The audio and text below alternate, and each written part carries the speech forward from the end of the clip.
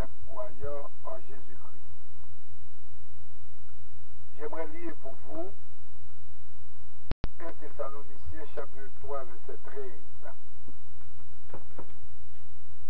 Qu'il affermisse vos cœurs pour qu'ils soient irréprochables dans la sainteté devant Dieu notre Père lors de l'avènement de notre Seigneur Jésus avec tous ses saints. Nous prêchons assez souvent ces sujets et je vais continuer pour la vie de gloire de Dieu, comment avoir un réveil ou comment pouvons-nous avoir un réveil. J'ai déjà expliqué qu'est-ce qu'est le réveil et comment pouvons-nous avoir un réveil. C'est très important car nous vivons le temps de la fin. Et je dis encore à chacun et à chacune qui nous écoute maintenant, aux productions de la traduction française autorisée et la distribution de cette prédication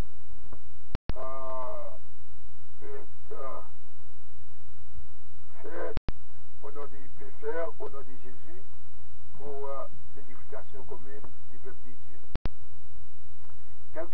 Quelques décisions pratiques qui vont révolutionner votre vie chrétienne et aussi la vie chrétienne. Cela fait de nombreuses années que j'étudie le récit de réveil passé et la vie des revivalistes qui les ont conduits par la puissance de Dieu. C'est l'une des choses pour lesquelles je suis connu.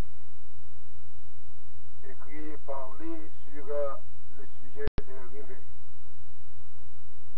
Mais quand vous étudiez ce sujet, il y a une chose que vous ne tardez pas à remarquer très vite. Aujourd'hui, l'Église est bien loin de vivre la vie chrétienne qui devrait être considérée comme normale. Cela concerne aussi un grand nombre de chrétiens remplis de l'esprit.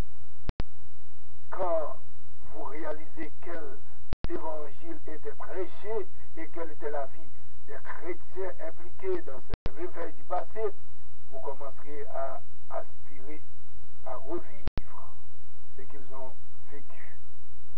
Et vous commencez aussi à comprendre qu'il nous est possible, même aujourd'hui, de revivre ce qu'ils ont vécu, même si bien peu les vivent ou savent que c'est possible.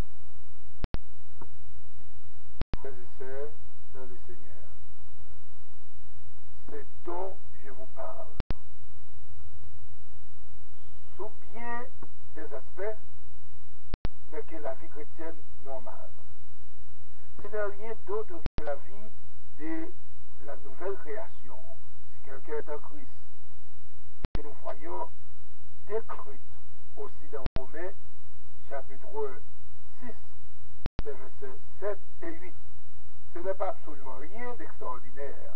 Pourtant, cela dépasse tellement les types de vie chrétienne que l'on nous a appris à attendre, que beaucoup pensent qu'il s'agit de quelque chose qu'il est impossible d'atteindre, et c'est bien triste, parce qu'il s'agit du don gratuit que Dieu a fait à chacun de nous, même moi qui vous parle.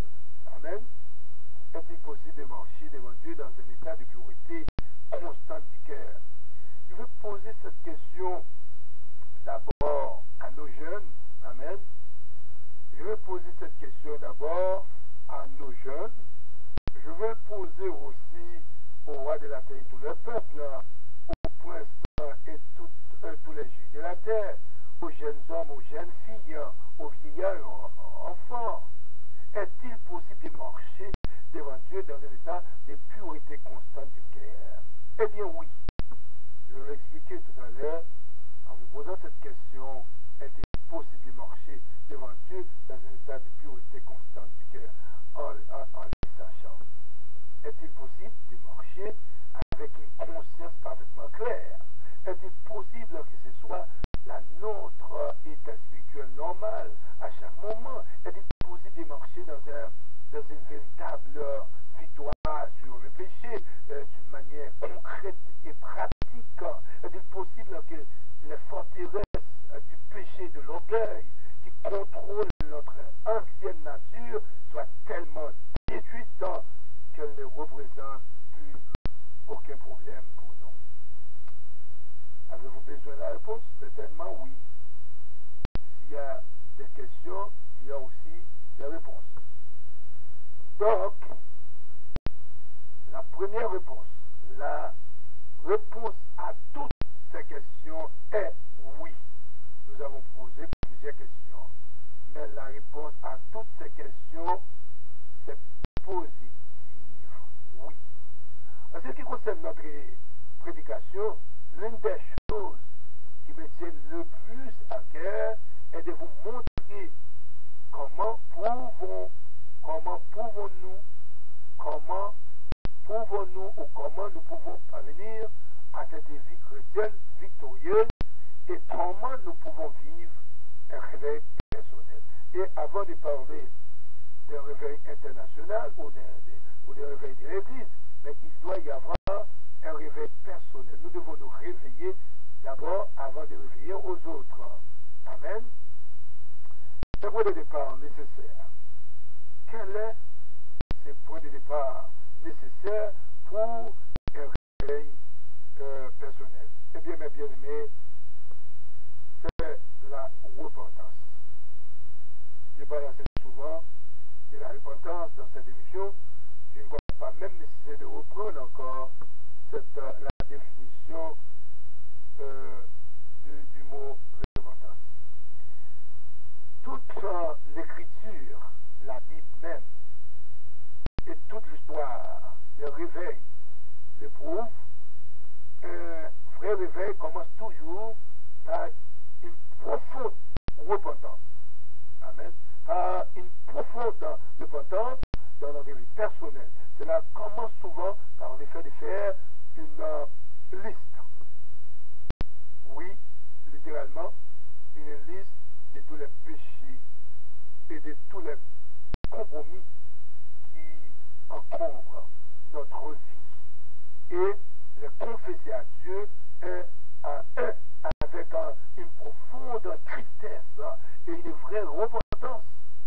Ceux qui ne peuvent pas faire une telle liste, ni passer du temps à confesser à Dieu leurs péchés pour les abandonner, ne sont pas vraiment sérieux dans le désir d'être réveillés. C'est réellement par là qu'il nous faut commencer. La Bible dit, quiconque invoquera le nom du Seigneur sera sauvé. Et 1 Jean, chapitre 1, verset 9, c'est très important. Là où il est dit, si nous confessons nos péchés, il est fidèle et juste pour nous les pardonner et pour nous purifier de toute iniquité. Amen. 1 Thessaloniciens 3, 13, qu'il a fermisé vos cœurs pour qu'ils soient irréprochables dans la sainteté devant Dieu, notre Père, lors de l'avènement de notre Seigneur Jésus-Christ avec tous ses saints. Amen. Nous devons nous préparer pour rencontrer ce Jésus. Nous devons confesser nos péchés. Amen. Et vous marcher fidèlement avec le Seigneur Jésus-Christ qui va revenir très bientôt. Amen, mes bien-aimés. Jésus va revenir très bientôt dans la gloire avec ses saints. Et dans Proverbe 28, verset 13 nous dit, celui qui cache ses transgressions, celui qui cache ses transgressions ne prospère point, mais celui qui les avoue et les délaisse obtient miséricorde. Et verset 14 dit, heureux l'homme qui est continuellement dans la crainte, mais celui qui endurcit son cœur tombe dans les malheurs. Un point de départ nécessaire pour un réveil personnel, c'est la repentance. En fait, je vous propose même de cesser d'aller plus loin. Amen. Procurez-vous une feuille de papier et écrivez la liste de tous les péchés.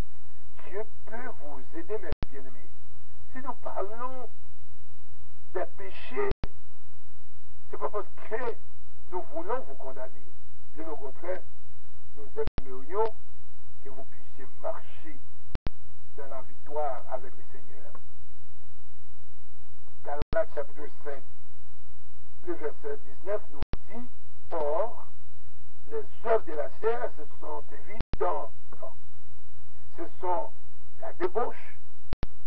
Si vous vivez dans la débauche, vous pouvez mettre dans votre liste en disant, Seigneur, j'ai vu dans la débauche l'impureté, le dérèglement, l'idolâtrie, la magie, les rivalités, les querelles, les jalousies, les animosités, les disputes, les divisions, les sectes, l'envie, l'ivrognerie, les excès de table et les choses semblables. Je vous dis d'avance, comme je l'ai déjà dit, que ceux qui commettent de telles choses n'hériteront point le royaume de Dieu. Un point de départ nécessaire pour un réveil personnel, c'est la repentance. Bien aimé, vous pouvez remplacer, amen, ces choses diaboliques, les œuvres de la chair par l'Esprit de Dieu, parce qu'il est dit dans Galates 5, 22, mais les fruits de l'Esprit, c'est l'amour. Numéro 1, c'est l'amour. Numéro 2, c'est la joie. Numéro 3, c'est la paix. Numéro 4, c'est la patience. Numéro 5, c'est la bonté. Numéro 6, c'est la bienveillance ou la longanimité. Numéro 6, c'est la foi. Numéro 7, c'est la douceur. Numéro 8, c'est la maîtrise de soi. 1, l'amour. 2, la joie. 3, la paix. 4, la patience. 5, la bonté. 6, la bienveillance. 7, la foi. 8, la douceur. 9, la maîtrise de soi. Amen. Avant de continuer cette prédication, je voudrais vous demander de réfléchir. Amen. Sur des choses qui vous concernent. De faire une liste de vos péchés et de les confesser devant Dieu. N'hériteront point le royaume. C'est-à-dire, ceux qui vivent dans le péché n'auront aucune part dans le royaume de Dieu parce qu'ils n'ont aucune relation avec Dieu. Tout comme 1 Corinthiens chapitre 6, verset 9 à 11.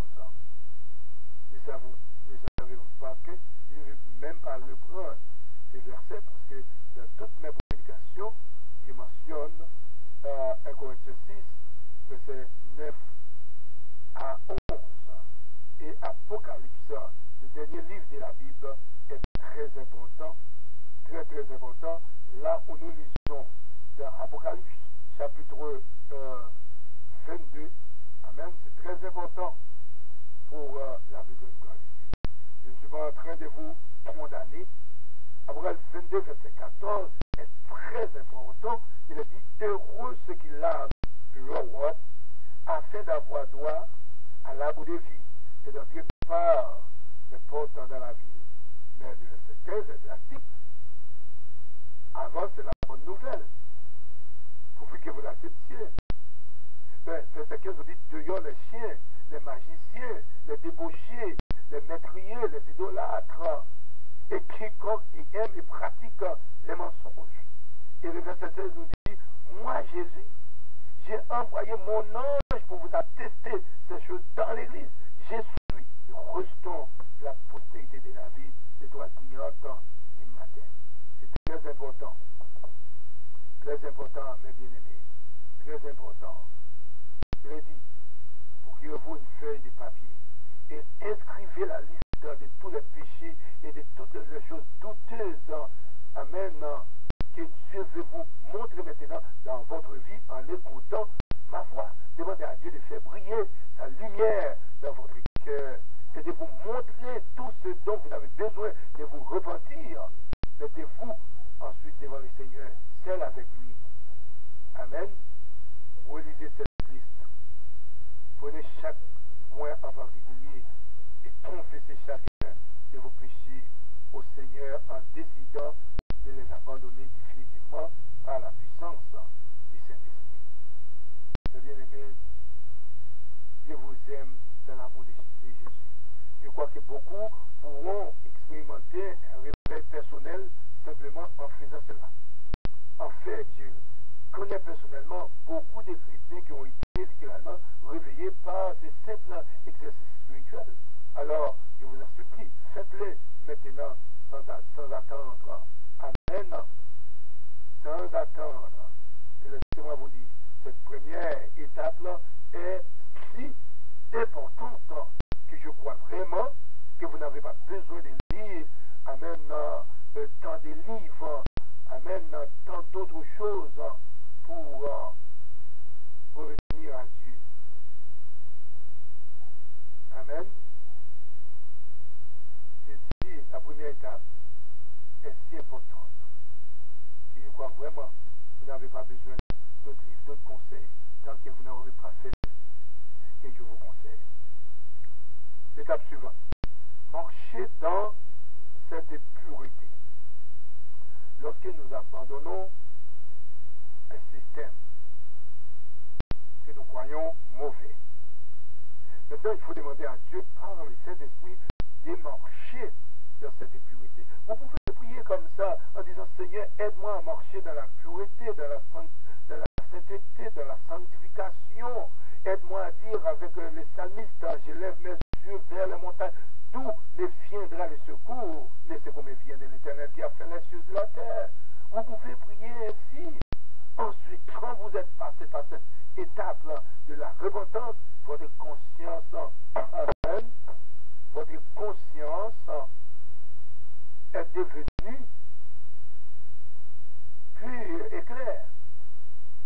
En vérité, je suppose toutefois que vous êtes déjà passé par les autres étapes fondamentales de la vie chrétienne qui sont décrites dans les chapitres 6 à 8 de l'Épître aux Romains, c'est-à-dire par le baptême d'eau, par immersion qui est une mort à notre ancienne vie, et aussi par le baptême du Saint-Esprit, sans lequel vous n'aurez pas la puissance de marcher dans une état spirituelle vraiment réveillé. Je l'avais déjà expliqué. J'avais fait une étude à l'église du Jument de Sion, le comportement des chrétiens. Donc, si Jésus est vivant dans ma vie, en vérité, il n'y aura pas de place pour l'hypocrisie, pour la méchanceté, pour l'orgueil, pour la rancune, etc. Donc, nous devons passer de l'état charnel à l'état spirituel. Ce n'est pas moi qui dis cela, l'apôtre Paul lui-même l'a expliqué dans les chapitres 6 à 8 de l'Épître aux Romains, c'est-à-dire par le baptême d'eau, par immersion, qui est une mort à notre ancienne vie. Mort complètement à notre ancienne vie. Nous devons mourir, mes bien-aimés. Comme il est dit dans Colossiens, chapitre 3, l'apôtre Paul, alléluia, gloire à Dieu, qui nous aime tant, amen, il nous a laissé des messages très riches, amen, pour la gloire de Dieu, pour que nous puissions marcher dans la victoire, amen, et non dans la défaite. Colossiens, chapitre 3. J'aimerais prendre depuis le verset 1, parfois nous prenons le verset 5, faites donc mourir ce qui est dans vos mains. Mais par contre, le verset 1, c'est très important, la vie nouvelle en Christ. Si donc vous êtes ressuscité avec Christ, cherchez les choses d'en haut, où Christ est assis à la droite de Dieu. Attachez-vous aux choses d'en haut et non à celles qui sont sur la terre. Car vous êtes morts et votre vie est cachée avec Christ en Dieu. Quand Christ, votre vie, paraîtra, alors vous paraîtrez aussi avec lui dans la gloire. Faites donc mourir ce qui est dans vos membres est terrestre. C'est-à-dire la débauche, l'impureté, les passions, les mauvais désirs et la cupidité qui est une idolâtrie. C'est à cause de ces choses que la colère de Dieu vient sur le Fils de la rébellion. c'est ainsi, c'est cette que vous marchiez autrefois lorsque vous viviez dans ce péché. Maintenant, renoncez. Oui, ma bien. Maintenant, renoncez à toutes ces choses, à la colère, à l'animosité, à la méchanceté, à la calomnie, aux paroles équivoques qui pourraient sortir de votre bouche. Mes bien-aimés, veillez pour vous-même. Galates 5, 19 à continuer. Colossiens 3, verset 5 complètement. Éphésiens 5 pour un réveil personnel dans notre vie. Amen. Si nous voulons avoir un réveil personnel dans notre vie. Je suppose donc que vous êtes déjà passé par ces étapes préliminaires et aussi que vous vous êtes repenti profondément en confessant chacun de vos péchés au Seigneur. Vous devez à présent, amen, gloire à Dieu, vous devez à présent vous rendre compte que votre communion avec Dieu a été renouvelée parce que vous avez à présent une conscience entièrement pure devant lui. N'est-ce pas ce que vous ressentez? Eh bien, la Bible, la parole de Dieu, la Bible parle souvent de notre conscience qui a besoin d'être purifiée par Dieu. Combien cela est précieux. Amen. Oui, la Bible parle souvent de notre conscience qui a besoin d'être purifiée devant Dieu. Combien cela est précieux. Parfois nous mangeons, nous travaillons, nous chantons, nous dansons, nous parlons vaguement, mais nous ne pensons même pas à demander à Dieu, amen, de purifier notre conscience, de s'asseoir et de poser la question où on est rendu avec le Christ Jésus. Si Jésus reviendrait au moment où je vous parle, est-ce que nous serons prêts à y aller? La Bible parle souvent de notre conscience qui a besoin d'être purifiée par Dieu. Combien cela est précieux. Enfin, on peut dire, sans se tromper, que la vie chrétienne consiste simplement en deux choses.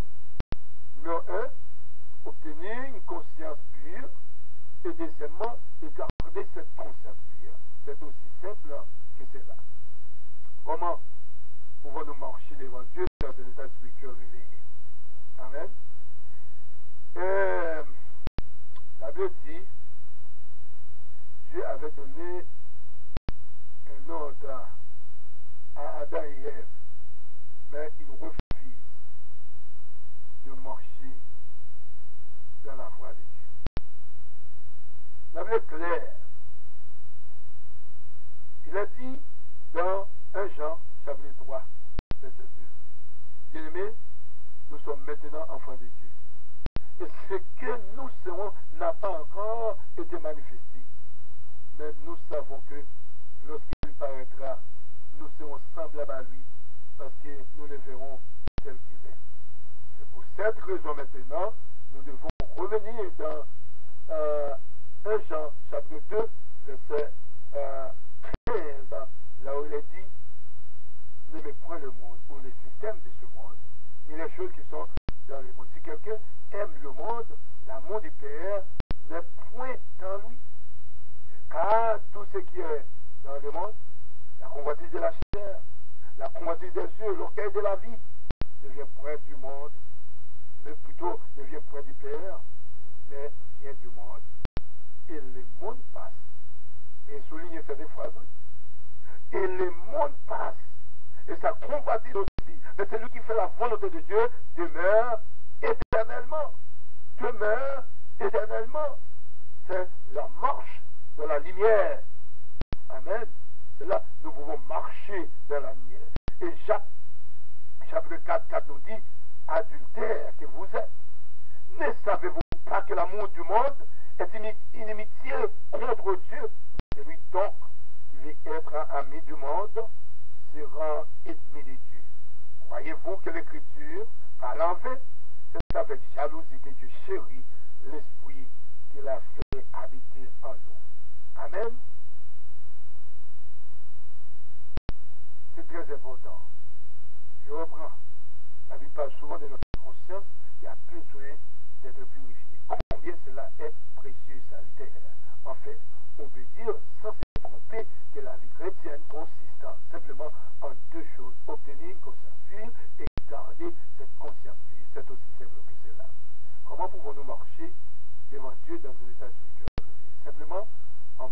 hein, d'une manière qui garde notre conscience pure. C'est tous les sujets de Romains 8.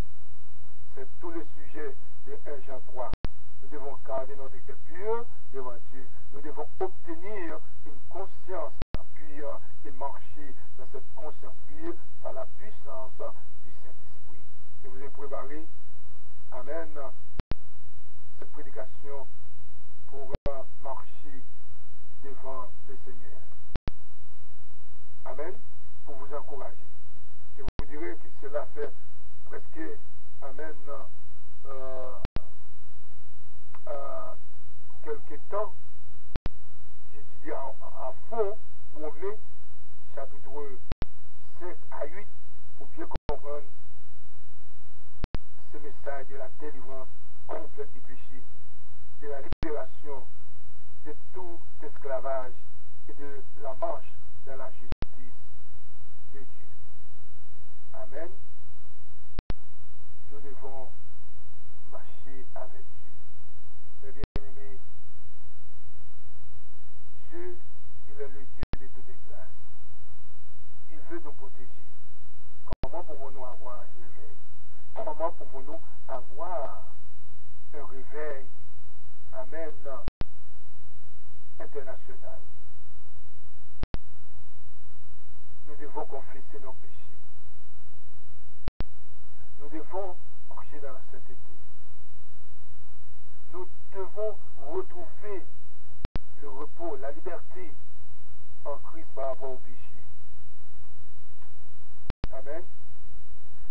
Je ne pense pas qu'il puisse y avoir une autre vie chrétienne, à moins que les chrétiens acceptent de vivre dans une conviction de péché et de rien faire à ce sujet. Jésus va revenir. Il y a tant de chrétiens qui témoignent leur délivrance. Vous devez aimer Dieu. Vous devez vivre pour Dieu. C'est très important de vivre pour Dieu. Mes bien-aimés dans le Seigneur et amis à l'écoute, Jésus-Christ va revenir. Vous devez vous préparer. Le principe pour avoir un réveil, nous devons croire que Dieu, Jésus est vivant. Dieu veut faire quelque chose de nouvel dans notre vie, son Église, son peuple. Combien de fois avez-vous entendu des chrétiens dire Dieu est en train de faire une chose nouvelle dans son Église? La chose nouvelle à laquelle il se réfère peut être appelée un réveil, une effusion, une visitation ou une action de Dieu. Certainement, nous avons besoin d'une effusion, nous avons besoin d'une visitation ou une action de Dieu dans notre vie. Mais, ceux qui disent parfois, hein, nous sommes en train de vivre quelque chose, pourtant bien souvent, cette chose nouvelle de Dieu disparaît vite. Et une fois qu'elle s'est éteinte, on ne peut plus la retrouver ainsi. Cela prouve que ce n'était pas du tout une action de Dieu. Amen. Une action de Dieu est durable. Un chrétien peut marcher toujours de victoire en victoire. Amen. Parfois, mes bien-aimés, nous devons réfléchir sérieusement. Personnellement, je crois que Dieu est en train de faire une chose nouvelle dans son Église aujourd'hui. Dieu veut réveiller son Église. Pour autant, cette grande œuvre de l'Esprit ne se trouve pas dans un endroit spécifique. Elle est en train de se passer dans le monde entier. Et vous n'avez pas besoin d'aller bien loin pour la voir. En effet, la nouvelle chose, Dieu peut être aussi, pourrait de vous qui est l'église du voisinage. Parfois, il y a des croyants qui vont en Europe, qui vont à Toronto, qui vont en Haïti sur la montagne pour chercher la présence de Dieu. Laissez-moi vous dire, la présence de Dieu est avec vous maintenant au moment où je vous parle.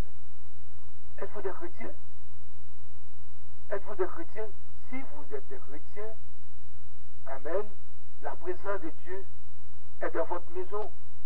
À vous de réveiller. Je suis heureux de vous le dire. Je suis heureux que seul qui me contrôle à présent soit Jésus de Nazareth, vous aussi. Il faut demander à Dieu de vous contrôler. À lui soit toute la gloire. Et je suis heureux que le seul qui me contrôle à présent soit Jésus, mon Seigneur et mon Dieu. Amen. Au nom de Jésus,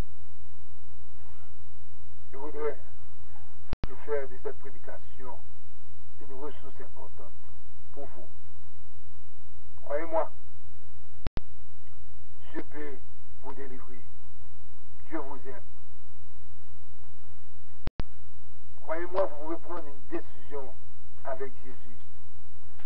Croyez-moi, Jésus peut vous réveiller réellement.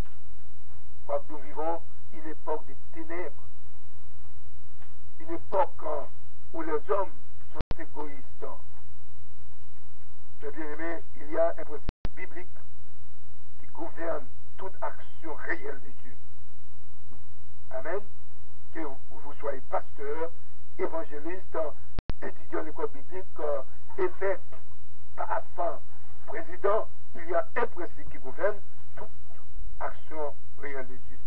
Nous retrouvons ces principes encore et encore dans les deux testaments. Il a été prouvé vrai dans tous les siècles de l'histoire de l'Église. Le principe est le suivant.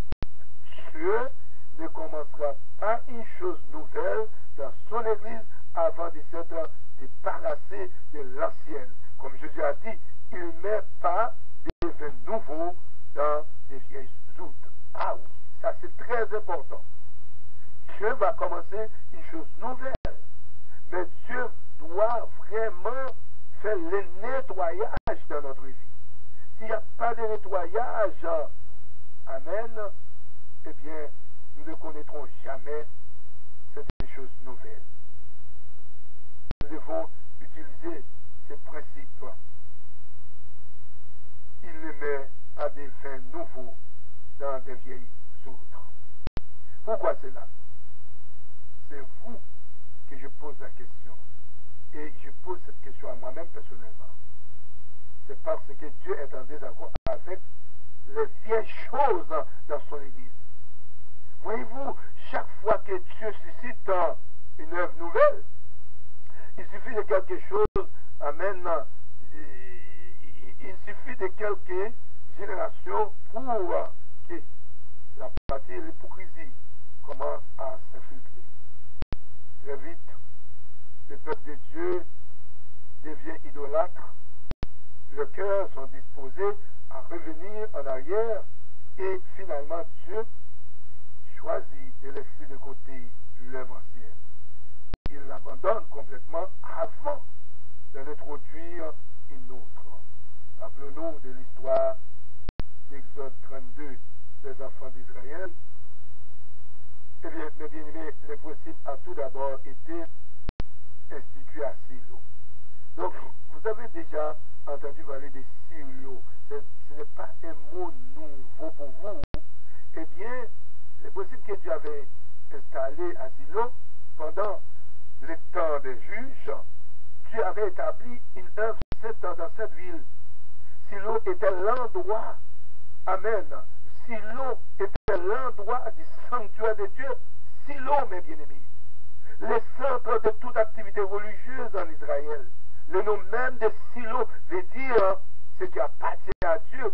Si je parle des choses qui représentent Dieu et révèlent sa nature et son caractère.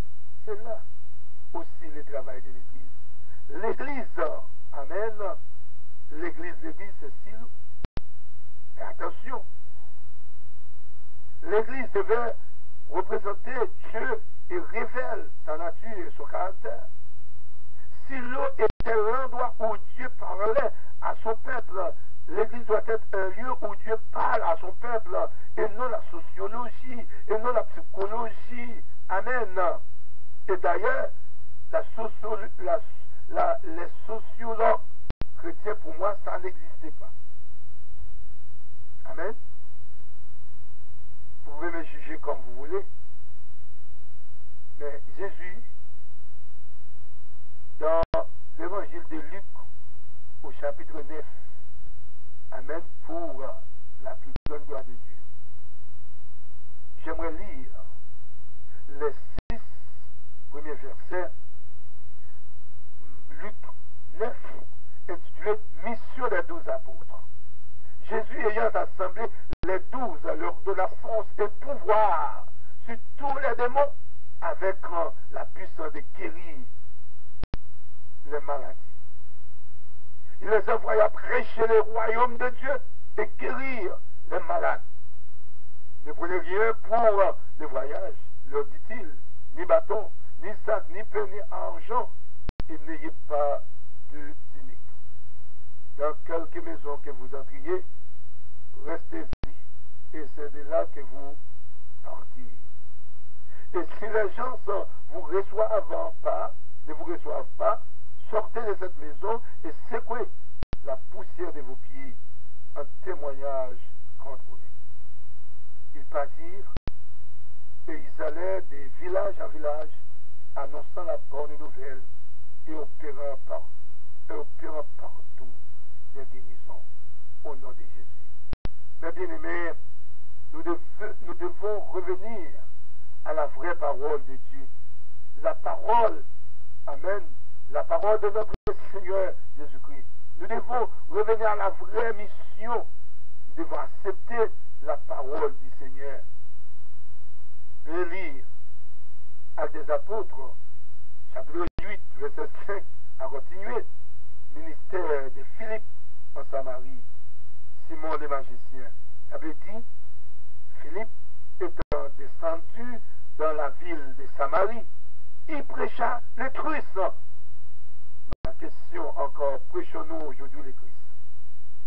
Acte 8, verset 6, les foules tout entières étaient attentives à ce que disait Philippe lorsqu'elles apprirent et virent les miracles qu'il faisait, car des esprits impurs sortirent de plusieurs démoniaques. En poussant de grands cris, et beaucoup de paralytiques et de boiteux furent guéris. Et il y eut une grande joie dans cette ville. À tel point, dans le verset 9, on dit, il y avait auparavant dans la ville un homme nommé Simon qui se donna pour un personnage important, exerçait la magie et provoquait l'étonnement du peuple de Samarie. Eh bien, la Bible dit, tous, depuis les plus petits jusqu'aux plus grands, l'écoutaient attentivement et disaient, celui-ci est la puissance de Dieu, celle qui s'appelait la grâce. Ils écoutaient attentivement parce qu'il les avait longtemps étonnés par ces actes de magie. Mais quand ils virent, amen, quand ils eurent cru à Philippe, qui leur annonçait la bonne nouvelle du royaume de Dieu et du nom de Jésus-Christ, hommes et femmes se firent baptisés. Gloire, alléluia. C'est très important. Donc, si vous croyez, amen, vous devez accepter Jésus et se faire baptiser pour la plus grande gloire de Dieu. Il y a des gens qui sont à l'église pendant des années, ils ne prêchent pas la parole de Dieu. Et la Bible dit, mes bien-aimés, il y eut une grande joie dans la ville de Samarie. Amen. Donc, Silo, revenons-nous dans Silo. Est-ce que Silo est encore Silo? Est-ce que l'église de Jésus-Christ est encore l'église de Jésus-Christ? Silo était l'endroit où Dieu parlait à son peuple. C'était aussi là où Samuel avait entendu la voix de Dieu, où le Seigneur lui avait révélé sa volonté. Cependant, Élie était le grand prêtre à Silo et ses deux fils étaient ministres du sanctuaire. Élie et ses fils étaient paresseux et sensuels. Mes bien-aimés, jeunes gens, jeunes filles, pasteurs, nous devons veiller sur nos comportements sensuels. Élie et ses fils étaient paresseux, sensuels et entièrement dévorés par leurs propres intérêts. Pendant leur ministère, ils ont permis au péché dans son énormité d'entrer dans la maison de Dieu. Au fil du temps, Silo devint corrompu. Bientôt, le peuple de Dieu fut rempli de convoitises, d'adultère et d'hypocrisie. N'est-ce pas la situation de nos églises partout dans le monde aujourd'hui? Amen. Je le dis encore. Ils ont permis au péché, dans son énormité, d'entrer dans la maison de Dieu. Mais bien aimé, finalement, le Seigneur cessa de parler à Silo. Pour quelle raison? Parce que le péché est là. Le Seigneur cessa de parler à Silo. Il a dit à Samuel, Silo est tellement souillé qu'elle ne représente plus ce que je suis. Cette maison n'est plus la mienne. Et je ne supporterai plus. Je n'ai fini avec elle. Alors, le Seigneur enleva sa présence du sanctuaire. Et il écrivit, Amen, la gloire à Dieu, au-dessus de la porte, ce qui veut dire, la gloire du Seigneur est disparue. Icabod. Mes bien-aimés, la gloire de Dieu, la gloire de Dieu, la gloire du Seigneur est partie. Nous devons rechercher la gloire de Dieu par la repentance, par la sanctification. À ce moment-là, Silo était morte, sans aucune chance de résurrection, sans aucune chance d'avoir le pardon. Il n'y avait aucun espoir de faire revivre la gloire passée, aucun espoir de réforme. Dieu était en train de dire, je livre Silo à la chair et moi, je m'en vais plus loin. Est-ce qu'aujourd'hui, Dieu n'est pas en train de dire, j'ai livré l'Église à la chair et moi, je m'en vais plus loin? Je vais lever une maison entièrement nouvelle. Oh Seigneur, donne-nous cette maison nouvelle. Donne-nous cette église nouvelle. Donne-nous, Seigneur, une nouvelle Pentecôte, Seigneur. Lave ton église, oh notre Dieu. Oh, alléluia. Merci, Seigneur, pour chaque personne. Amen.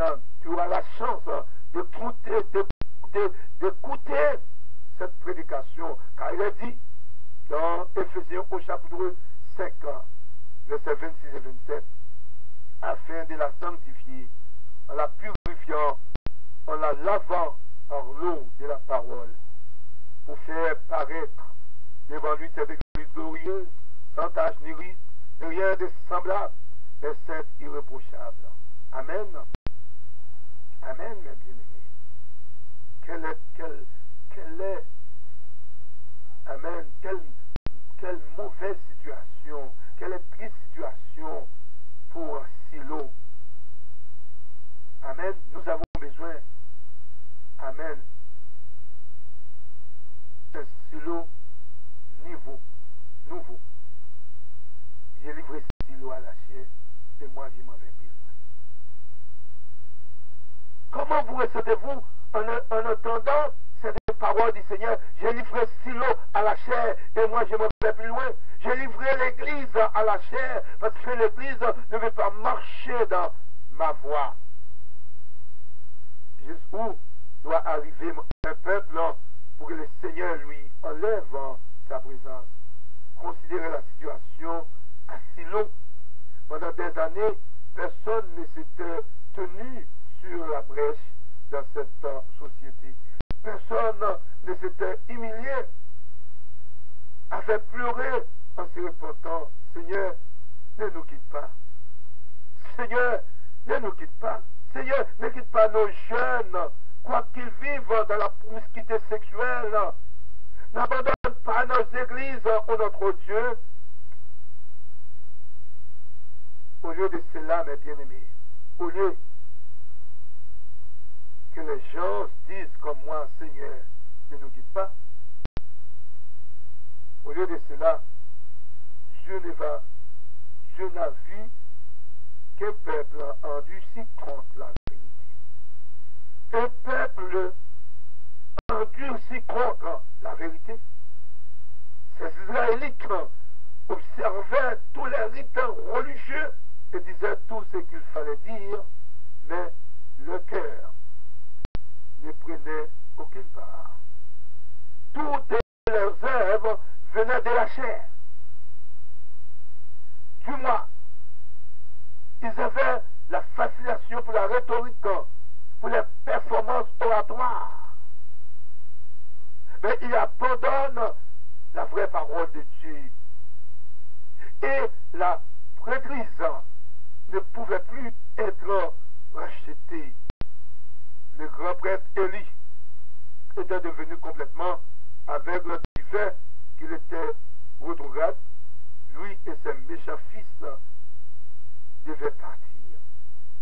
Alors, le Seigneur, dans son amour, dans sa grâce infinie, s'est débarrassé complètement de l'ancien et une fois de plus, il a suscité une chose nouvelle. Après cela, le temple de Jérusalem fut connu pour être la maison de l'Éternel. Vous voyez ici, le temple de Jérusalem remplace Silo, la maison de l'Éternel. Et pendant un certain temps, Dieu y parla à son peuple.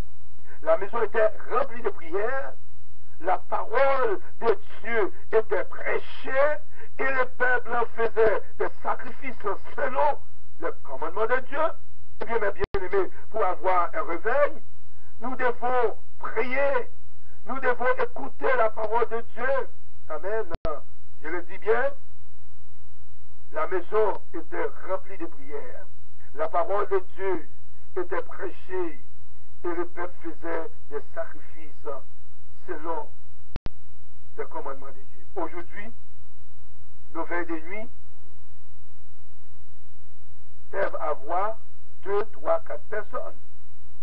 Et il n'y a pas même la parole prêchée parfois, la parole qui peut toucher et transformer notre corps, notre cœur plutôt. Amen. La maison, c'est-à-dire le temple de Jérusalem, était rempli de prières. Nous devons remettre la prière à sa place au sein de l'Église. Nous devons remettre la parole de Dieu, amen, à sa place. Le temple de Jérusalem représentait Dieu et il y manifestait sa présence. En fait, à certaines occasions, sa gloire a rempli le temple de façon tellement puissante que les prêtres étaient incapables d'accomplir leur service. Pourtant, à la longue,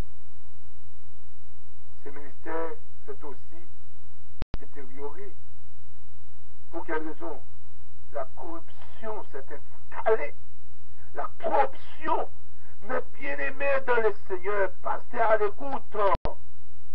Nous devons faire attention à la corruption, à l'impureté. Encore, Colossiens chapitre 3, Éphésiens chapitre 5, Amen. Galates chapitre 5, 19 à continuer nous parle. Amen, de la sainteté, de la sanctification. Et Thessaloniciens 3, le verset 13, encore, qu'il affermisse nos cœurs pour qu'ils soient Amen. Sans reproche de la sainteté devant Dieu notre Père, lors de l'avènement de notre Seigneur Jésus et ses saints. Il y avait un bel ministère. La puissance de Dieu était dans le temple de Jérusalem. À la longue, ce ministère s'est aussi détérioré. Vous voyez, le début des ministères est toujours florissant. Les gens sont enthousiasmés, aiment le Seigneur, chantent, donnent l'habillement, vont en mission, mais à la longue, le découragement s'installe. La corruption s'est installée. Une fois de plus, les peuples et les temples de Jérusalem n'ont plus représenté Dieu. Mais la philosophie, les performances oratoires, la fascination rhétorique, etc. Nous sommes en train de vivre ce genre de problèmes aujourd'hui dans nos églises. Il ne faut plus de quelques générations pour qu'une nouvelle œuvre de Dieu tombe dans l'apathie et l'hypocrisie. Pourquoi en est-il ainsi? Parce que pratiquement à chaque fois, ceux qui sont dans le mystère deviennent peu à peu conduits par la chair. La date mission qui avait donné naissance à l'œuvre commence à détériorer. Avec le passage du temps, le ministère devient une institution humaine. Une routine sans vie s'installe. Un chant, les mêmes personnes, les dirigeants qui jadis se confiaient de la prière s'appuient maintenant sur l'organisation et le savoir, faire de la chair pour fonctionner, pour faire fonctionner l'œuvre de Dieu. Mes bien-aimés dans le Seigneur, Jésus reviendra. Je ne sais pas qu'est-ce que je peux vous dire pour vous encourager à marcher, à regarder à Jésus. Mes amis, je vous prie de faire attention dans ce temps de la fin. La Bible dit dans 1 Timothée chapitre 3, c'est très important, là où nous lisons dans 1 Timothée plutôt, chapitre 3, c'est pour la gloire de Dieu. Alléluia. C'est très très important. Plutôt 2 Timothée, chapitre 3, corruption morale des derniers jours. Sache que dans les derniers jours, il y aura des temps difficiles. Car les hommes seront égoïstes, amis de l'argent, fanfarons, hautains, blasphémataires, rebelles à leurs parents, ingrats, irréligieux, insensibles, déloyaux, calomniateurs, et tempérants cruels, ennemis des gens des biens, traîtres, emportés et enflés d'orgueil, aimant le plaisir plus que Dieu, ayant l'apparence de la piété, mais rognant ce qui a fait la force. Éloigne-toi de ces hommes-là. Nos jeunes sont vulnérables à l'école, dans la société. Ils peuvent être influencés par des amis et tombent dans la drogue, dans la fornication. Nous devons prier sur, oui, chers frères et sœurs dans le Seigneur. Je prie que nous puissions tous connaître ces réveils personnels. Que Dieu vous bénisse tous, que Dieu vous protège tous, surtout nos jeunes gens, nos jeunes filles. Voulez-vous prendre la décision de marcher avec Dieu, de vivre pour Dieu? Alléluia. Très très important de faire confiance à Dieu. Je vous aime dans l'amour de Jésus. Mes bien-aimés,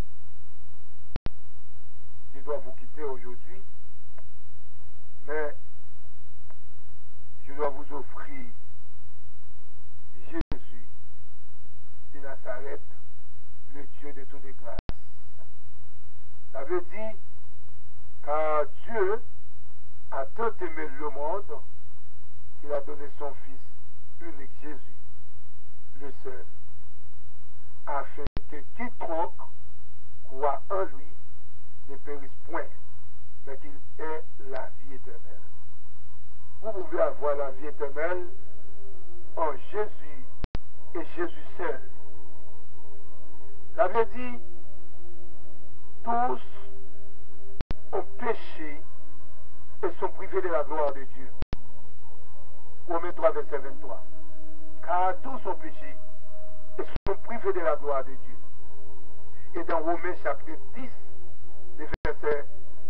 dans Romains 3, verset 10, il est dit, car le salaire du péché, mais plutôt dans Romains 3, verset 10, il est dit, c'est là qu'il est écrit, il n'y a point de juste, pas même un seul, même moi qui vous parle. Je suis sauvé par la grâce de Dieu. C'est Dieu qui m'a béni, m'a délivré. Et maintenant, à cause de Jésus, j'ai la vie éternelle.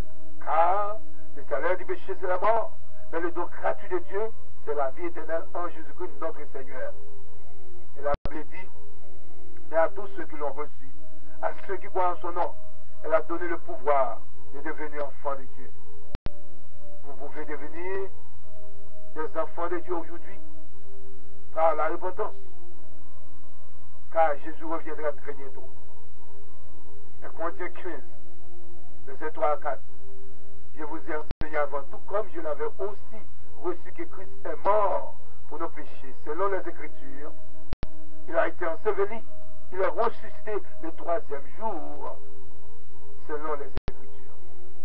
Eh bien, si nous confessons nos péchés, il est fidèle et juste pour nous les pardonner, pour nous purifier de toute iniquité. 1 Jean, chapitre 1, verset 9. Oui, Romains 10, verset 13, ne peut mentir. Car quiconque invoquera le nom du Seigneur sera sauvé. Car quiconque invoquera le nom du Seigneur sera sauvé. Amen. Quiconque invoquera le nom du Seigneur sera sauvé. Car quiconque invoquera le nom du Seigneur sera sauvé.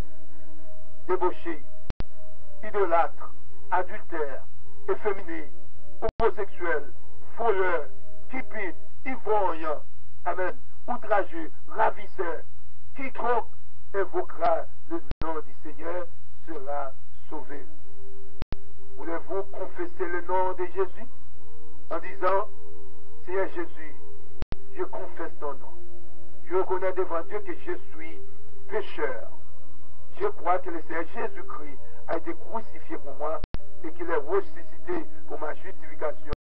Je me repens de mes péchés et le reçois maintenant et fais profession de foi en lui comme mon Sauveur et Seigneur. Amen. Eh bien, si vous faites cette prière,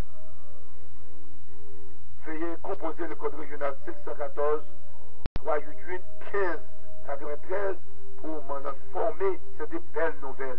Et je serai dans la joie et je serai content, amen, que vous soyez délivrés de vos péchés. Que le Dieu de grâce vous protège. Que le Dieu de grâce vous délivre. Seigneur éternel, notre Dieu, notre roi, nous voulons bénir ton nom. Oui, Seigneur, nous voulons bénir ton nom, car ton nom seul est glorieux. C'est toi qui es le Seigneur de gloire. Nous remettrons chaque personne individuellement à l'écoute maintenant. Et Seigneur, dans ta parole, tu as dit, par la bouche de l'apôtre Paul, je te conjure devant Dieu et devant Jésus-Christ, qui doit juger les vivants et les morts, et au nom de son avènement et de son royaume.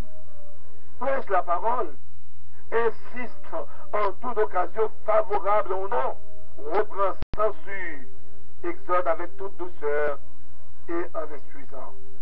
Car il viendra un temps où les hommes ne supporteront pas la saine doctrine, mais ayant la démangeaison d'entendre des choses agréables, et se donneront une foule de docteurs selon leur propre désir. Seigneur éternel, je remets tous les jeunes de l'église de Dieu mon Sion entre ta main. Et je remets, Seigneur Dieu, alléluia, tous les jeunes de toutes les autres églises, Seigneur Dieu, alléluia, de les bénir et de leur donner la force, Seigneur, de te suivre avec puissance, avec force, Seigneur Dieu, Hosanna, au plus haut des cieux. Oui, Seigneur, car tu as dit dans ta parole, dans 1 Thessaloniciens 3,13, qu'il a fermé vos cœurs pour qu'ils soient irréprochables de la sainteté devant Dieu notre Père. Lors de l'avènement de notre Seigneur Jésus-Christ avec tous les saints, Seigneur Dieu, nous aimerions voir ces jeunes avec nous, ô notre Dieu, car nous vivons, Seigneur, l'apôtre Paul lui-même, alléluia, a déclaré dans Philippiens chapitre 2 verset 15, ô notre Dieu, que nous devons briller, amen, dans le monde, alléluia, parce que Seigneur, oh la Bible dit, par la bouche même de l'apôtre Paul, alléluia, merci d'avance Seigneur, afin que vous soyez irréprochables et purs, des enfants de Dieu, irréprochables, au milieu d'une génération perverse et corrompue, parmi laquelle vous brillez comme des flambeaux dans le monde. Portant la parole de vie, et je pourrai me glorifier au jour du Christ, de n'avoir pas couru en vain ni travaillé en vain. Seigneur, au nom de Jésus, nous avons soif de ta présence. Aide-nous à appliquer Éphésiens 5. Devenez donc les imitateurs de Dieu comme des enfants bien-aimés et marcher dans l'amour à l'exemple de Christ qui nous a aimés et qui s'est livré lui-même à Dieu pour nous comme une offrande, un sacrifice de bonne odeur. Oui, il avait dit que la débauche, ni aucune impureté, ni la cupidité ne soit pas même nommée parmi vous, ainsi qu'il convient à des saints. Et l'apôtre Pierre, dans Actes des Apôtres, au chapitre 2, alléluia, gloire à Dieu, le verset 40, poussé par le Saint-Esprit de Dieu, il a dit alléluia, et par plusieurs autres paroles, il les conjurait et les exhortait, disant, sauvez-vous de cette génération perverse. Seigneur, aide-nous, au nom de Jésus, car nous prêchons, amen, comment pouvons-nous avoir un réveil? Seigneur, au nom de Jésus, donne-nous cet réveil pour la plus grande gloire de Dieu. Au nom de Jésus, au nom de Jésus de Nazareth, aide-nous, ô notre Dieu. Nous t'en prions au nom du Père, et du Fils, et du Saint-Esprit. Amen. Auditeurs et amis des zones, que Dieu, dans son amour, vous bénisse et vous garde. C'était votre frère, Pasteur Fouris, à l'appareil. Nous allons y revenir la semaine prochaine pour la suite de cette prédication sur un réveil personnel. Que Dieu vous protège, que Dieu vous garde, que Dieu vous bénisse. Au revoir.